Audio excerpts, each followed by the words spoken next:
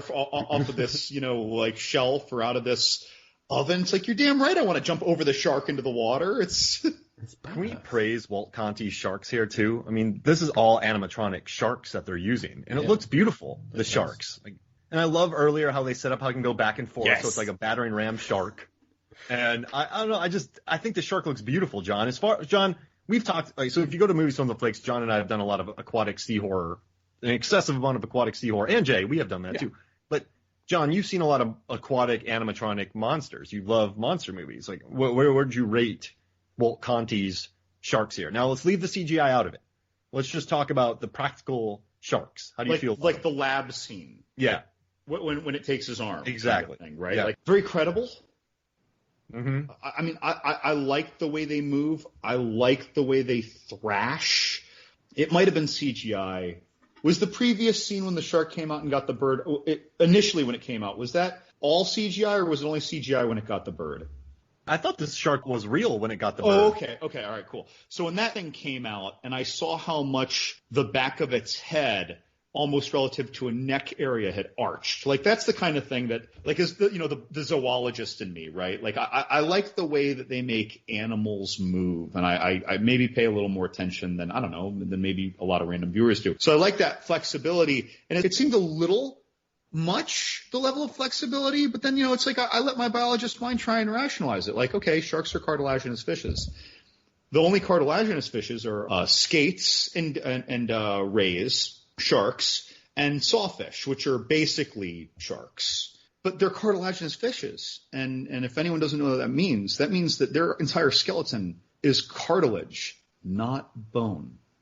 You eat a fish bone, like bones, when you bend them, they will break when they hit a certain angle. Cartilage will bend more. Cartilage is more flexible and soft, but not necessarily weak. That's why sharks, when they whip, if you've ever been fishing and you caught a shark, or you saw in a movie or a show a shark hit a boat floor, when they thrash, they make a deep letter C. When fish thrash, if they made a letter C, they'd break their own back.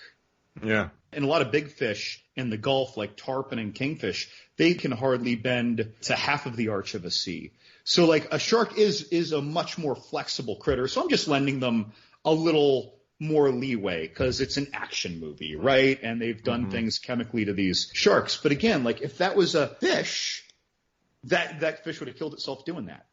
Because the water's only 4.5 feet deep. That was anticlimactic. So do you think the shark is flexible enough to do the vertical jump up to get the bird in the previous scene? I'm just saying, you guys normally go with the deepest, bluest. And there's just a little bit of blue lighting, or a couple sources of blue lighting, and the blue lighting being cast over the water surface in the kitchen, right?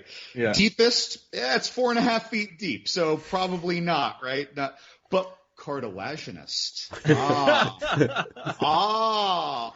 contortionist fish has struck. I want to know in your upcoming episodes if you have a more cartilaginous scene for this cartilaginous fish. Oh, we're doing it. I can't wait. Yeah, we'll keep an eye out for it. I've written it down. Cartilaginous. Deepest, bluest, cartilaginous. No, but listen, I love this kitchen fight, and I gotta tell you, in the theater when I was watching it with a live audience, everyone was just going nuts. And also, we talked about subverting tropes, and a lot of times a character like this who's on their own gets murdered. I mean, look at Peter Stormare in Jurassic Park 2. I'm gonna go take a piss. Gets murdered. Like, it's always somebody who's on their own being hunted and killed, right? So this one, you don't see it going this way, and I think that's part of the fun. Like, man, Preacher just murdered a shark in a kitchen after getting stuck in an oven. It's fun. I think it subverts tropes. The shark looks good. There's a good payoff, and there's knobs being turned arbitrarily, which doesn't get any better for me. But this is the last time we see Preacher for a little bit. Like, he's not in, like, the next few scenes. I don't think we even cut back to Preacher at all.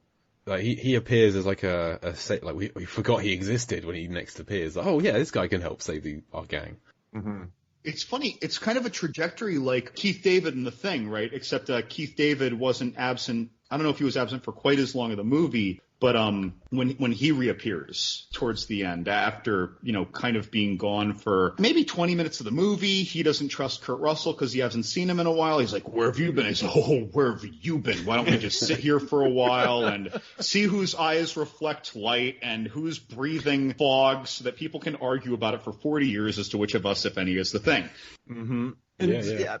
What if he becomes a shark in the end? No. You do miss him when he's not around. And also, too, before we get out of here, John, let's say they get in a submarine. What's their percentage of survival in that submarine going to the surface, to 230 feet to the surface? They're going two at a time. You mean if it was never tampered with?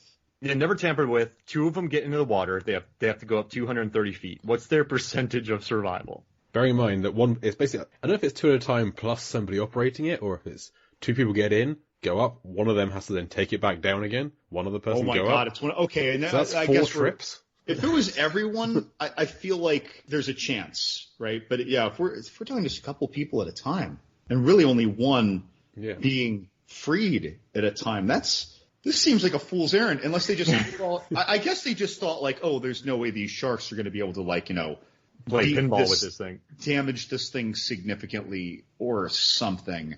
Give me a percentage of success, of total success. Yeah, total success. I don't know. Something's going to go wrong. 11. I reckon 11% chance. 20? I reckon they'd get one person out. I reckon let's say Carter's the one piloting it. Like he and Janice get in. He gets Janice to the top, and then on the way back down, Sub's taken out. Oh, I'm like certain at least one person will make it, because I think that the sharks are going to watch and they're just going to maybe toy with it and test it the first time. Yeah. I'm thinking 0%. But you're saying chance of everyone making it. I don't think anyone's going to make it. Nobody. That's it. My 20% is 20% of the people survive, so 1. Oh, God. Five. I'm saying there was an 11% chance total that everyone makes it. No, I like 0. that we have all different ones. We have very different. We all misunderstand the question.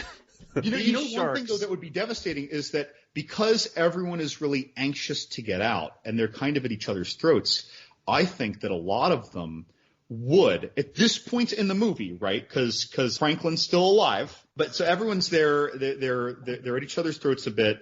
I think that they're going to wait around that water entry area for the next, and they're going to argue and make a lot of noise as to who's going to go next.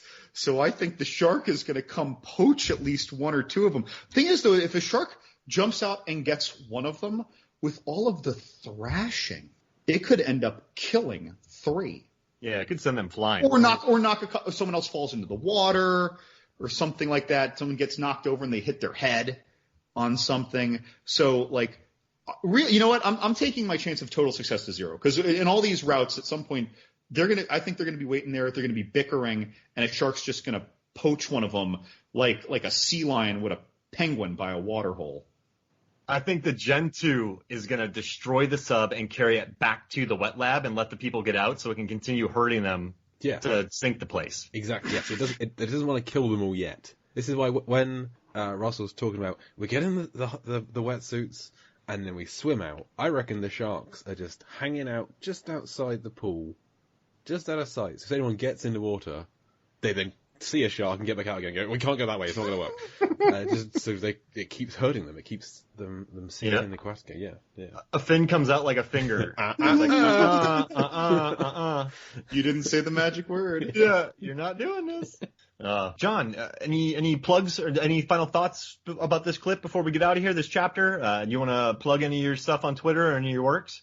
Boy, final thoughts. I don't know. Just kind of reminds me what a fun movie this is. Yeah. I loved hearing you guys say it in the past, because for me, for a podcast, I'll watch a movie 2, 3, sometimes 4 times, like for a Bram Stoker pod beforehand, and you start looking at it so differently, right? You start noticing different things. You are less surprised by things you haven't seen in 5 or 10 years. So you just notice things that most viewers almost on a pedestrian basis would miss. And then when you watch the same short scene, 5 or 10 times in a short period of time, so many decisions are made about what happens on screen that most viewers never realize. right? Diagrams of Aquatica, lights that are on or off, what's hanging on the walls, all these things, what's floating in the kitchen. And all of a sudden you notice these things. I probably saw this movie 5 or 6 times straight through. I never noticed that there was a menu on a whiteboard. And once I did, I'm like, what are finished pancakes? I looked it up. I gotta have these things. Yeah. So, that my final thought is that you guys have defended it. Anyone who calls this like a silly movie, this is a good movie. Like, there's a lot of cool stuff going on here. I don't see anything bad or so bad it's good or any of those permutations really about it. And I kind of almost used to think that. And I was in that crowd. I thought it was a blast to watch, but now I think it's still a blast to watch. And I'm going to pay more attention to substance in future viewings. That's my final thought. Plugs, I don't know. I'm John's Horror Corner everywhere. Like, I'm John's Horror Corner on everything. And so it's easy enough to find me. If you type in John's Horror Corner and a movie that was popular in the 80s, I probably reviewed it, and you're going to find your way to me. And so, I'll leave it at that. If you want to follow me, that's cool. And if not, I understand. I'm not for everyone. Everyone's not for me. I particularly enjoyed your coverage of the Final Destination films last year, I think. Blast with that. That was a lot of fun. That's that was good. That was favorite a fun series of mine. Yeah, that was fun, wasn't it? We've done Resident Evil, Final Destination. We're going to do Saw eventually. Oh, nice. I'm up for it. And we're doing the one continuous story arc in Nightmare on Elm Street. We're doing 3 to 5. Oh, yeah. Yeah. We have a lot of stuff coming up, John. So listen to Movies, Films, and Flicks. You can hear a lot more John on there. Jay, plugs? You can listen to me over on the Lambcast, the official podcast of the Large Association of Movie Blogs, largeassmovieblogs.com, and find more of my writing on my personal site, lifeversusfilm.com, and you can find this very podcast at Deep Blue Sea Pod on Twitter, Instagram, Facebook, and email us deepblueseapod@gmail.com. Mark, where can people find more of your stuff? So we've already talked about Movies, Films, and Flicks a lot, so Movies, Films, and FLIX. Just type that in, Twitter, Instagram, the website. You can read John's reviews and my reviews.